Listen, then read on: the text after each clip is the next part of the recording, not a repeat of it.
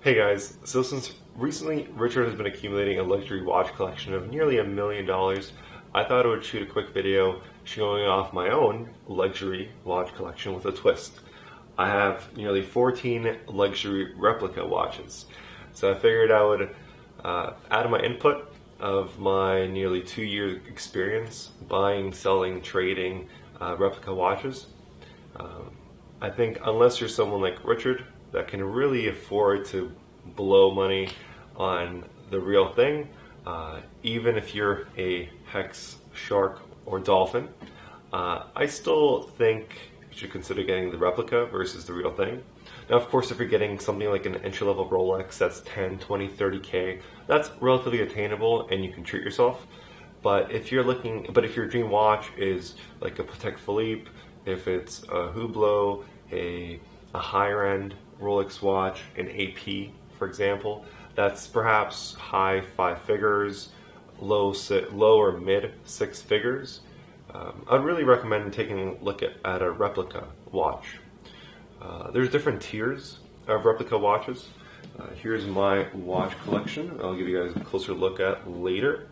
I have nearly 14. There's Rolexes, Pateks, APs, Hublots, and then some other odd watches that I really like a Breitling. So if you want to look into replica watches, I recommend going on the subreddit Reptime. I'll link it, I'll put it up here and I'll link it in the description. It's a great starting point where you can see posts of other people's new purchases, links to some trusted sellers, and there's also a subreddit that's like one rank lower called China Time, and they are a community of people that have a budget of about $100 to $200, and they post watches from 𝙏𝙗𝐸𝐃 or private sellers. Like I said, you can basically get your favorite watch, whether it be like a Patek Philippe, a Rolex, AP, Hublot. There's so many watches. They have the latest models as soon as they're released. If a week or two later, you can get a replica of it. Like when the Rolex recently released a series of new models, especially the ones in different colors, the replicas were available in like a week and a half. So your options are to look at Chinatime, which is a subreddit dedicated to folks that have a budget of about $100 to $200 per watch, or Reptime, which is a little bit higher scale. And on Reptime, the watches are about $100 to $1,000. So I would say those are like your two tiers in the replica watch world. Some of these replica luxury watch sellers, you deal on WhatsApp, others WeChat, others have their dedicated websites. So instead of just giving you a few sellers that I've dealt with, I'd rather you go on subreddits and kind of find what you're looking for yourself. There's a wide range of products, brands, models, and quality. So you can find something that's going to fit your own desires, a dream watch that you've always wanted. And even if, like I said, even if you're a hex, shark, dolphin, I'm not going to say whale, I still recommend you take a look at the replica version of your dream watch versus shelling out a lot of money for the real thing and then worrying about scraping it, hitting it, leaving dings or scratches on it. With a replica, you can get a high quality replica for like $1,000. And in mine, for example, like I have these expensive watches that I still wash dishes in. Like I don't mind if something happens to them. They're not that expensive, but they look fabulous. I never try to sell it off as the real thing. I get a lot of compliments about them, and I just kind of say thank you, and I go on my way. But when people really want to talk to me about it, I describe that, oh, it's a replica, and like here are the differences, but they're so minute that I think it makes sense just to get the replica version of it and enjoy it, versus dreaming about this watch for a decade and perhaps attaining it later in life. So without further ado, let me show off my own watch collection, and then I'll highlight a few of my favorite watches. Alright, first we have the Royal Oak Offshore Chrono. This one has a blue rubber band. It's got this gold finish. I really love the blue dial and the blue strap on it. Next we have the very classic Rolex Daytona. This is a watch that I most commonly wear. I feel like it matches a lot of things. It's just a simple, steel band on a clean white dial face with 3 chronographs. So if you're looking to pick up your first replica luxury watch, I highly recommend a Daytona. I didn't expect to love it as much as I did when I first bought it, but it matches a lot of things and it just looks great. It's a great day-to-day watch. Next up, my first luxury replica watch is the Patek Nautilus. It's just a classic green dial face with a steel band. Again, another great watch as your first one. It's great. I wore it a lot in the beginning until I got much more fun watches. Now, on the topic of Patek Nautilus watches, here's another one I have. This is a little bit more ridiculous and blinged out.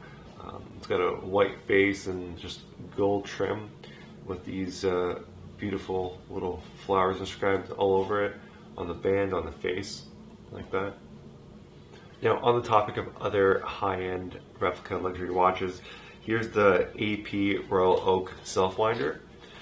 I have a beautiful one in the silver band and this gold dial, gold trim, like that.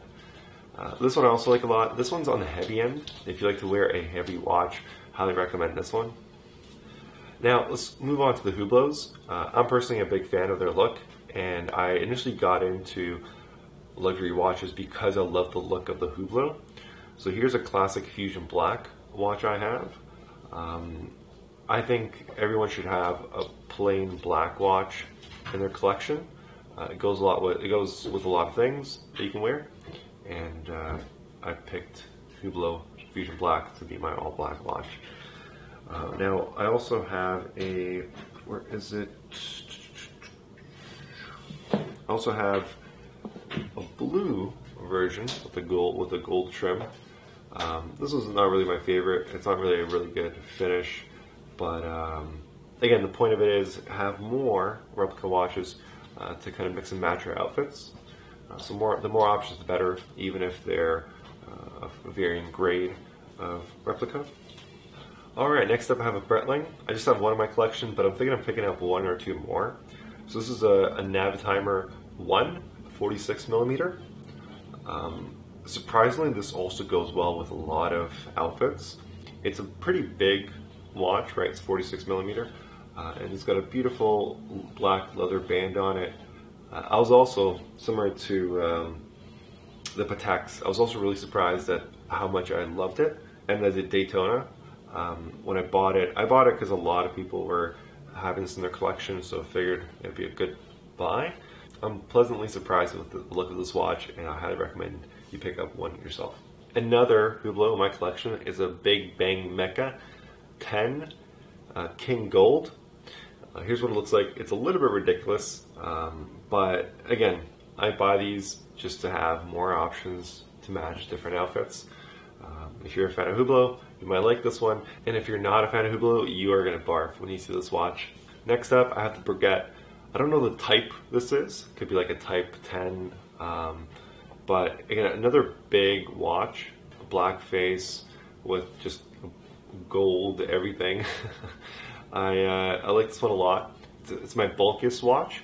Again, if you're considering getting your own collection, I highly recommend you diversify between slim watches for a suit kind of look, and then also get bulkier watches, watches different color. My collection is pretty diversified across different types of watches, so this is my go-to for a big bulky watch. And since picking up this watch, I think I'm going to wear it today. It matches my Nirvana shirt.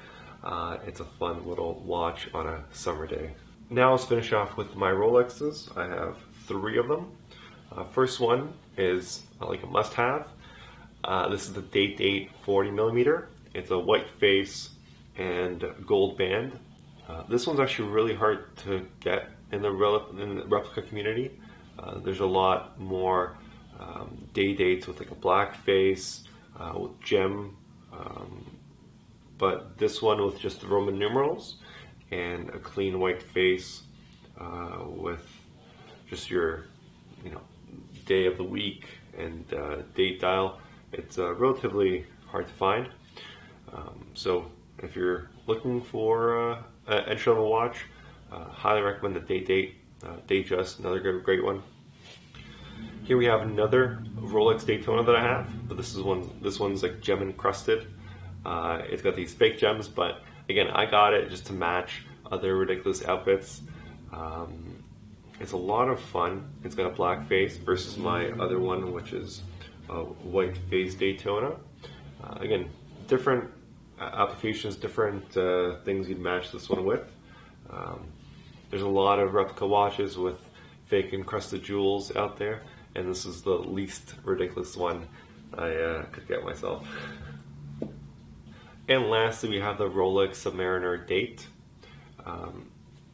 This one, not my favorite. I never really wear it. It's not as fun. It doesn't really have, it's relatively small as well. But again, a staple of a lot of people's collections. Now, I'm looking to pick up a few more Rolexes in the future, perhaps the Root Beer, that's at the top of my list. And there's some other ones. I think I'm going to be leaning more into Rolexes from now on. But like I said, when I first started compiling this collection, Hublots were a priority, APs were a priority. There's a few that I've sold that aren't in this collection. I've sold a few Hublot Big Bangs just because they were really expensive, and I realized for the same price as a big one Hublot Big Bang, I could buy a few watches. So I've kind of consolidated this collection. But yeah, so if you guys like the watches you're seeing Richard show off, and you're considering, getting some yourself in the future, instead of putting it off for the next 10, 15 years, consider getting the replica version of it.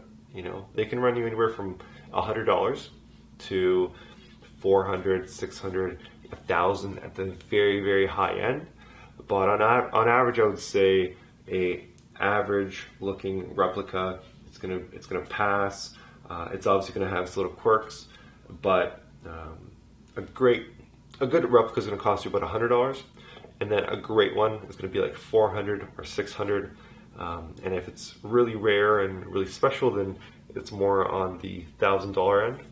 So I highly recommend you guys check out those two subreddits I mentioned, a Rep Time and then China Time.